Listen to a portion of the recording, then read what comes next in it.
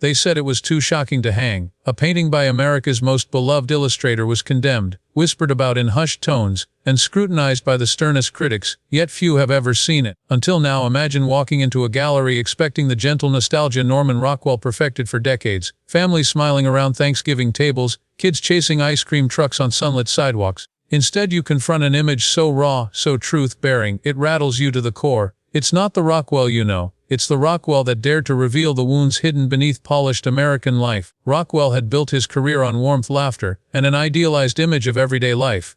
His covers for the Saturday Evening Post were invitations to a reassuring world where neighbors waved hello. Children gathered around radios and every backyard barbecue was a scene of unblemished joy. But in the early 1960s, America was tearing itself apart over civil rights, Cold War anxieties, and a culture reeling from changing values. Against this backdrop, Rockwell faced a choice: keep painting safe vignettes, or confront the ugly truth seething beneath the facade. In 1964, Rockwell picked up his brushes and transformed his canvas into a battlefield of conscience. What emerged was a scene so piercing that gallery owners refused to hang it, newspapers refused to print it, and many of his longtime fans turned away. Mothers shielded their children's eyes. Some critics called it unpatriotic. Others said it was too raw, too real, too uncomfortable. Yet Rockwell knew that art's power lay in revealing what we fear to see. He risked his reputation and livelihood to hold up a mirror to America. To understand why this painting struck such a nerve, we need to rewind to Rockwell's earlier career. Born in Harlem in 1894, he grew up in a family that valued faith, hard work, and modest means. His father read Dickens aloud. His grandfather sketched landscapes that never sold. Young Norman sat among these stories and drawings, absorbing a talent that later blossomed into a gift for narrative illustration. By his early teens, he was sketching classmates with exaggerated features to make them laugh or cringe. By age 19, he was publishing covers of Boy's Life magazine, earning national attention. Each stroke of his brush conveyed not just a scene but a feeling, a way of seeing the world that millions embraced as comfort and reassurance. Over the next decades, Rockwell's art became synonymous with the American dream. Boys with Scouts uniforms, families gathered around dinner tables, and the stoic heroes of war displayed dignity under duress. But as the 1950s gave way to the 1960s, that dream began to look like a half-told story. Segregation persisted, civil rights activists marched under threat of violence, and images of brutality seeped into every living room via television. Even Rockwell's idyllic America began to feel incomplete. He watched the evening news, read the letters from outraged readers, and wrestled privately with the discord between his painted world and the real one beyond his studio door. This inner conflict set the stage for the painting that nearly destroyed his career. If we fast forward to the moment he revealed the work, we find him older, weathered by decades of professional success, yet restless and determined. At 70 years old, Rockwell was no stranger to controversy. His Rosie the Riveter cover in 1943 had drawn criticism from readers who fumed at a woman crushing Hitler's book beneath her boot. But that was still within the bounds of wartime propaganda, fueling pride in the war effort. This new painting was different. It challenged the very core of American identity, forcing viewers to acknowledge a history of injustice no sentimental image could conceal. So what did he paint? Picture a young black girl standing alone before a schoolhouse. Iron bars of hatred in the form of jeering white mobs form a cage around her innocence. Slurs scrawled across a nearby wall. A tomato splattered at her feet like a sign of contempt. Across from her, a single federal marshal stands watch, clad in uniform, his expression stoic yet protective. The girl's face is resolute, her eyes lifted toward the building where education promised hope. Every stroke screams defiance, every color shouts injustice. It's not a happy scene. It's a call to confront uncomfortable truths about America's segregation and racism. When Rockwell first showed this canvas to editors at Look magazine, the only publication willing to give him the freedom to paint what he felt, they balked. They feared backlash, feared losing subscribers, feared lawsuits, yet they eventually agreed, on the condition that Rockwell accompany the image with an essay explaining the context. When the issue hit newsstands, letters poured in. Some praised Rockwell's courage. Others accused him of betraying his audience. Church groups denounced it. Civil rights activists hailed it. The painting ignited fierce debate across the nation, forcing people to choose sides, but Rockwell refused to be silenced. He embarked on a tour, speaking at universities and churches, urging Americans to face their history and demand true equality. He painted more works addressing racial injustice. Images of interracial neighborhoods meeting for the first time, of civil rights workers marching under nightfall toward the promise of voting rights. With each canvas he tested the boundaries of his own legacy. Could the man known for Norman Rockwell America become a witness for change? Could a single painting ripple through hearts and minds enough to inspire action? In the months that followed, Rockwell's bold foray into social commentary did more than stir controversy. It reshaped the way he saw his role as an artist. He sensed that a single painting, one shocking enough to shake a nation, could never be the end of the story. Rather, it was a prelude, a declaration that his brush would no longer shy away from the fractured reality of his times. No longer content with idyllic family scenes, he embraced the tension and discord that pulsed beneath the familiar veneer of Norman Rockwell America. Behind closed doors, Rockwell worked feverishly, fueled by a mixture of exhilaration and dread. He resumed his records of contemporary events, clipping newspaper articles about freedom rides and sit-ins, collecting photographs documenting marches in Birmingham and Little Rock. He studied faces in black and white prints, probing for the mix of fear, determination, and defiance that he would later paint onto canvas. Each new sketch felt like a confession, each stroke an act of solidarity. Yet he also worried, would his audience follow him down this uncharted path, or would they abandon him, retreating to the comfort of the golden-hued scenes he once perfected? Rockwell's assistants recall late nights in the Stockbridge studio, the hush broken only by the soft scratch of graphite and the low rumble of conversation. He pored over compositions,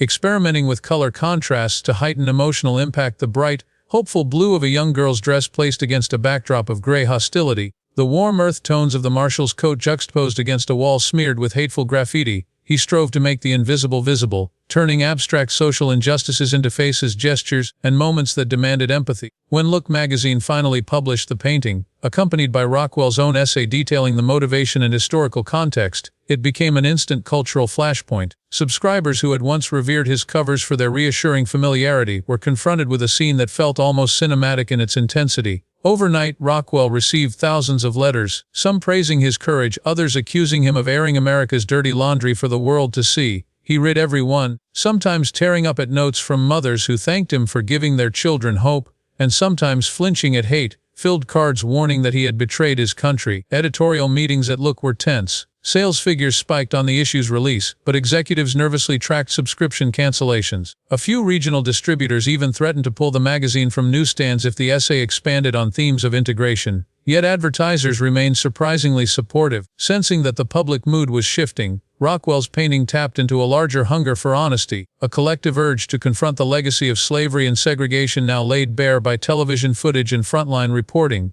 Meanwhile, the painting itself embarked on a clandestine journey. Gallery owners had initially refused to hang it alongside Rockwell's more traditional work, worried patrons would recoil, so Rockwell himself arranged a series of small, invitation-only showings in community centers, church basements, and college auditoriums, places where civil rights leaders and local activists could gather and debate the image's meaning. He wanted real conversations, not silent admiration. Photographs from these gatherings show earnest faces leaning forward, pointing at the canvas, debating the symbolism of each element: the empty school step, the single-booted figure, the defiant gaze of the child. Through these grassroots exhibitions, the painting took on a life of its own. Some activists began to circulate copies at protests. Magazines reproducing the image found their way into hands-on demonstrations. Rockwell watched from his studio as his art became a tool for organizing, for rallying, even for healing. That was his true victory, not gallery walls or magazine pages, but the way a single image could bind people together in the pursuit of justice. Critics eventually warmed to the painting as well. Art historians hailed it as a turning point in Rockwell's oeuvre, comparing its moral urgency to the works of social realist painters like Ben Shahn and Jacob Lawrence.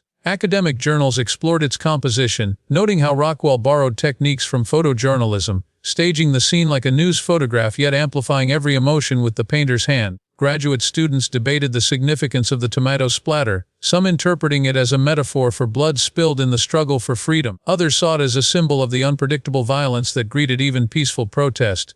By the late 1960s, the painting had found a permanent home in a museum willing to champion its message. Rockwell attended the unveiling, flanked by civil rights leaders who had emerged as friends through the process. The initial hush in the gallery gave way to applause, tears, and quiet nods of recognition. The once condemned canvas had become a herald of change, proof that art could do more than comfort. It could confront challenge, and ultimately inspire a nation to look inward. The painting's legacy endures. Today it hangs with a small plaque describing its contested past, inviting each new visitor to reckon with the same questions that once plagued Rockwell himself. When you stand before it, you see more than a single moment in history. You see a testament to the artist's courage, and a reminder that sometimes the most authentic art is the art that unsettles us. Over the years that followed the unveiling of his most divisive work, Norman Rockwell found himself at a crossroads. He had spent decades drawing comfort and reassurance from the world, but now he recognized that true artistry demanded more than prettified vignettes.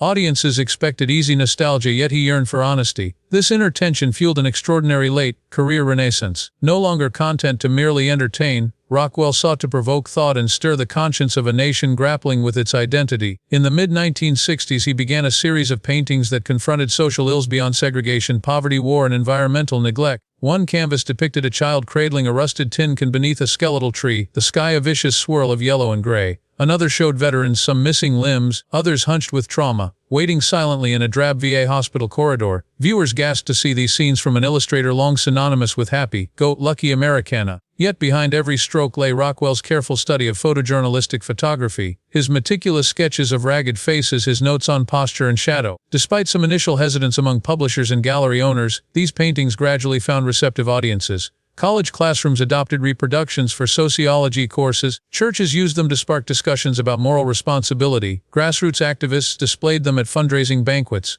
Rockwell traveled extensively, attending forums on poverty and homelessness, sketchbook in hand. He listened to personal testimonies, folded them into his imagery, and then returned to his Stockbridge studio to paint what he'd seen, unvarnished humanity in flawed, desperate beauty. By 1968, Rockwell had embraced a collaborative approach. He partnered with writers and poets, commissioning short essays to accompany his paintings when they appeared in magazines. He invited civil rights leaders to review his compositions, ensuring authentic representation. He attended gatherings of the National Welfare Rights Organization, sketching mothers clutching sleeping infants as they waited outside welfare offices. Those sketches became the basis for a celebrated painting titled, Waiting for Tomorrow, in which hope clashed with exhaustion in a single, unforgettable moment. This pivot toward social engagement reinvigorated Rockwell's creative energy. He felt revitalized by the raw urgency of current events. In 1970, on the heels of Martin Luther King Jr.'s assassination and the escalation of the Vietnam War, Rockwell released a pair of paintings that confronted martyrdom and the cost of conflict. One portrayed a kneeling protester cradling a fallen comrade, hands stained red. The other showed a solitary youth placing flowers into the barrel of a soldier's rifle. The images circulated widely among anti-war demonstrators, printed on posters, buttons, and pamphlets. Throughout this period, the artist's personal life mirrored his professional renaissance. His third wife, Molly, provided stability that allowed him to delve deeper into these bold projects. She managed the business side of his legacy, freeing him to focus on brushwork and research. Their home in Stockbridge became a hub for intellectual exchange, respected theologians weighing in on justice themes, young activists critiquing historical inaccuracies, and fellow artists comparing notes on their experiences in the emerging photographic world.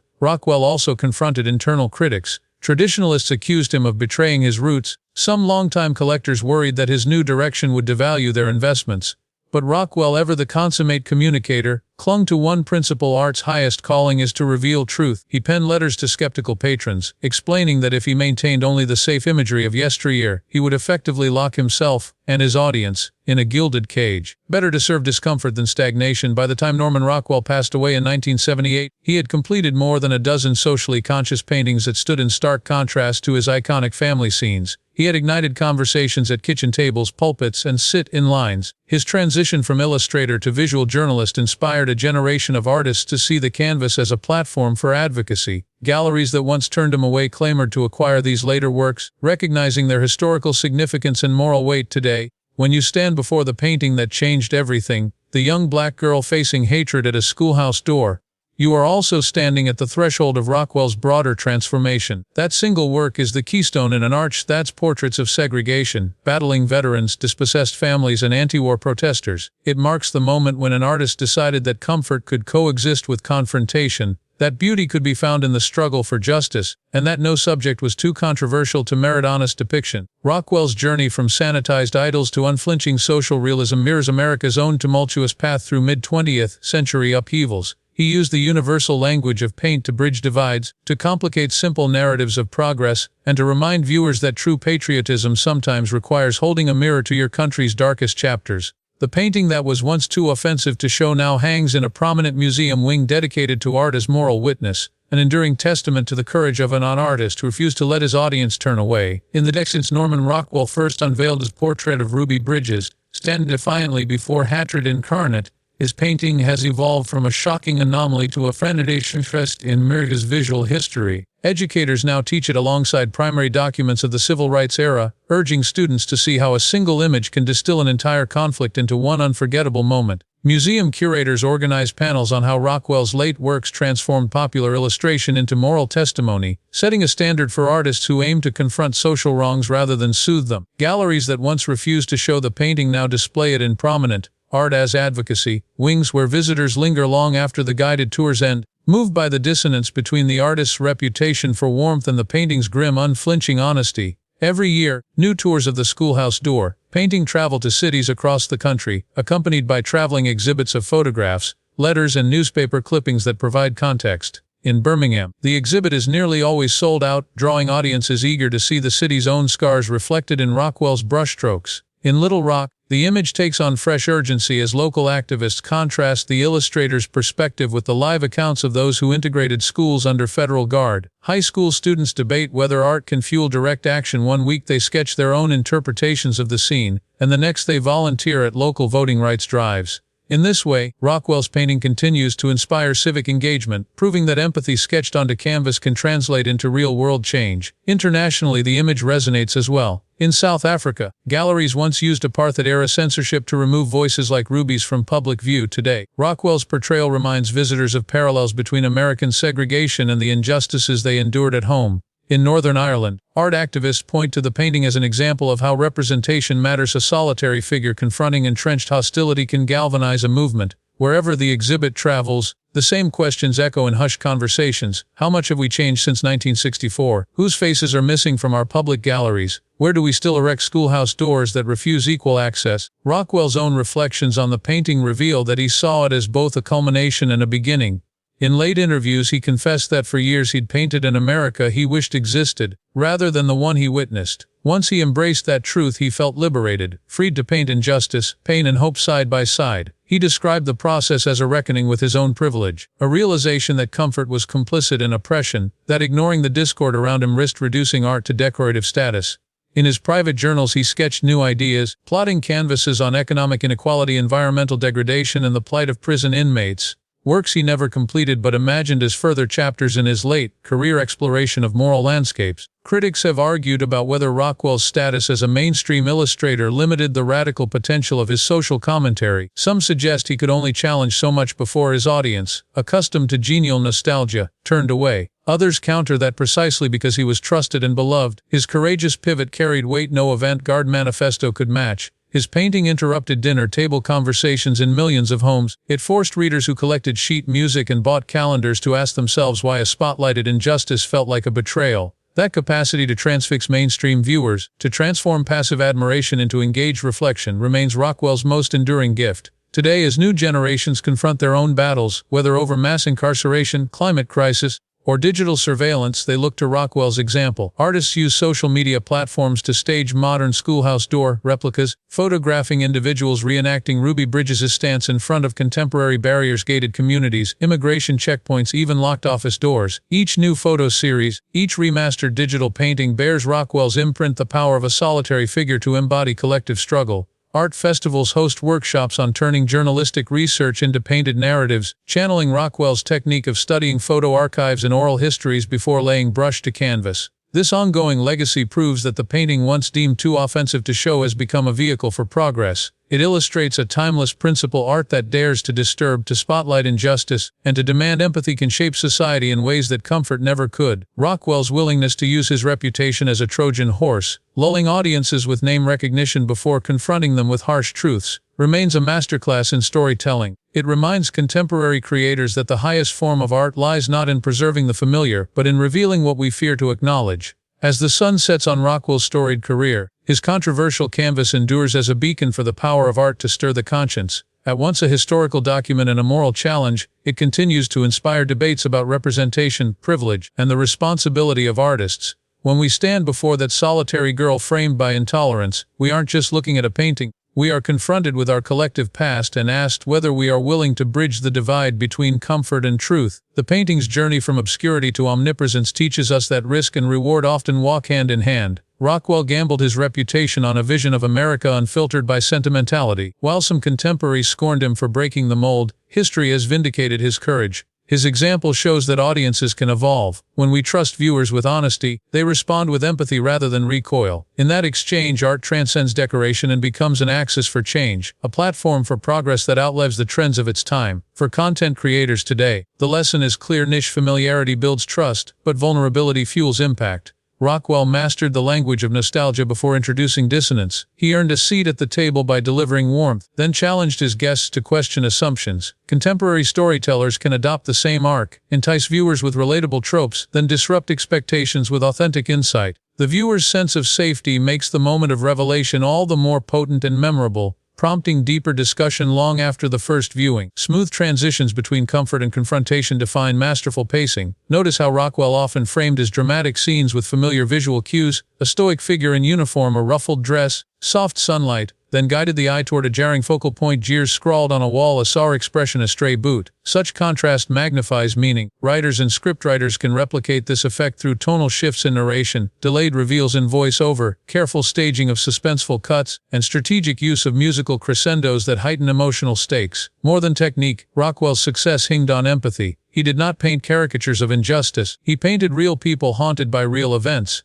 That human-centered approach means research is indispensable. His meticulous study of photojournalistic archives, interviews with civil rights activists, and immersive observations in community centers underpinned every brushstroke. To craft compelling scripts, lean into first-hand testimonials, primary sources, and the voices of those who lived the story. Ground your narrative in lived experience so it resonates as truth rather than abstraction. When it comes to tone, Rockwell balanced reverence with urgency. Even as he depicted scenes of hatred and violence, he never vilified his subjects wholesale. Instead, he illuminated complexity, both the malice of bystanders and the quiet heroism of the oppressed. A scriptwriter can evoke similar nuance by avoiding caricatured villains and one-dimensional heroes. Let moral conflicts breathe, let characters wrestle with conflicting impulses, and resist tidy moralizing. That ambiguity deepens audience engagement and sparks meaningful reflection long after the credits roll. Structurally, Rockwell employed a clear narrative arc within each composition: introduction of context, escalation of tension, and a focal climax that demanded resolution, though sometimes left it open-ended.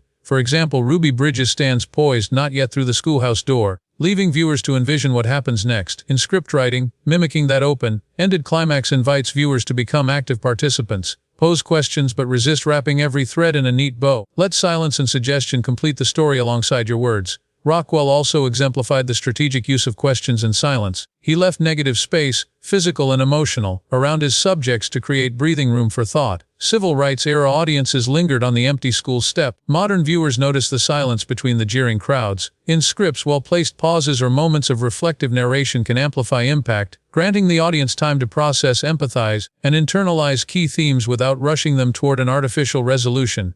Finally, his decision to tour the painting in grassroots venues underscores the importance of community engagement. Rockwell understood that true impact emerges from dialogue, not monologue. He bypassed elite galleries to foster discussions on the ground, inviting organizers, students, clergy, and ordinary citizens to share their perspectives. Digital storytellers can parallel this approach by facilitating comment sections, hosting live Q&As, or partnering with community organizations. Art that remains behind locked doors loses its capacity to spark collective action and real-world change. In the end, the painting that once felt too offensive to show has become an enduring template for how to wield art as a catalyst for growth. Rockwell transformed his reputation from that of a nostalgic illustrator to a moral witness. As creators, we owe it to our audiences to honor that legacy, to craft stories that first draw us in with warmth, then challenge us with truth, and finally leave us changed. Only through that alchemy of comfort and confrontation can art fulfill its highest calling, turning viewers into witnesses and bystanders into advocates.